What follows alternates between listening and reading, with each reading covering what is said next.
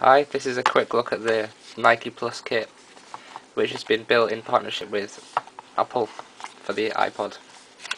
So this is the old box that it came with, and what you get with the box is the sensor that goes in your shoe, and this is quite old, so you've got a sensor that you plug into the port of your iPod, but this isn't needed anymore if you've got the new iPod Nano or the iPod Touch or iPhone, because it's built in Bluetooth. So here it is. Here's the actual sensor. It's quite small. It's about the size of your thumb, really, and about that thickness. It's about half a centimetre thick. It's really light, and it just goes in a slot in your shoe.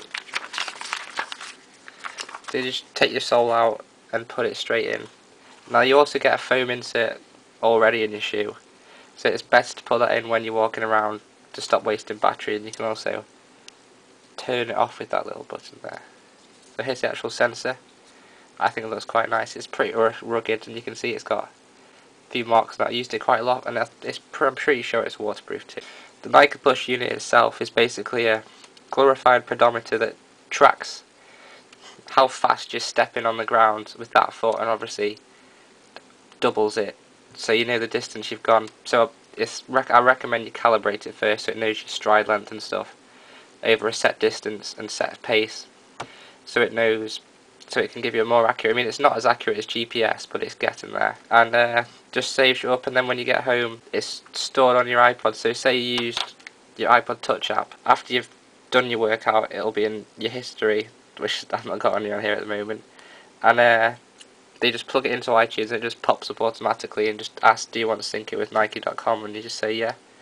So if you're going for a workout, you can just run with your music. You can choose who announces it. So I think I've got Armstrong announcing it. So like he congratulates me at the end of each run and stuff. So let's go and see what NikePlus.com has to offer. On the home page, it loads your most recent run and a few more adverts.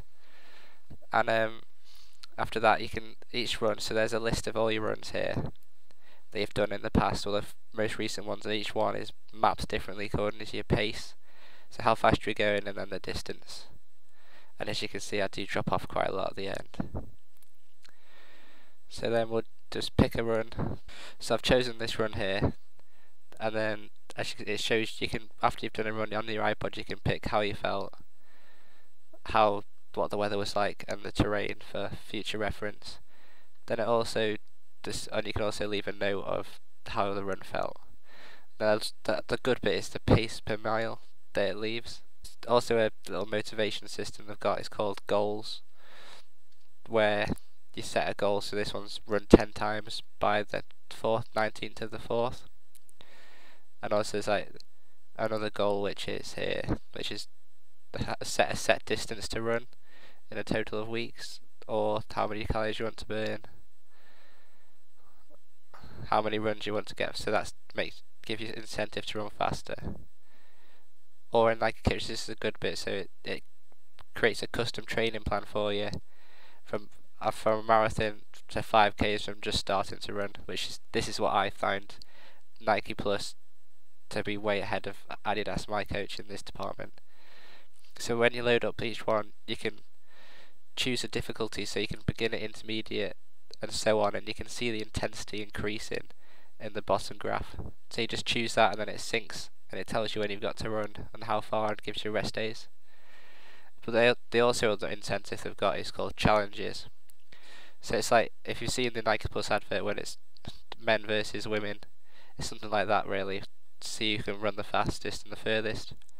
And they've got like 5K challenges, like who can run the fastest 5K in a set time, which a bit open to cheating, I think, because what's to stop someone getting on?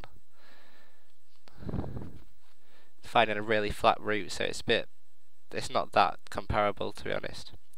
But as you can see, it displays all the top people at the moment who've done it, and the 5th player hasn't registered a run yet. So there's only 5 challenges at the moment. Then I go back to the home page, and this is just my trophies. I was competing in the men versus women challenge, and it looks like we won. I'm not entirely sure.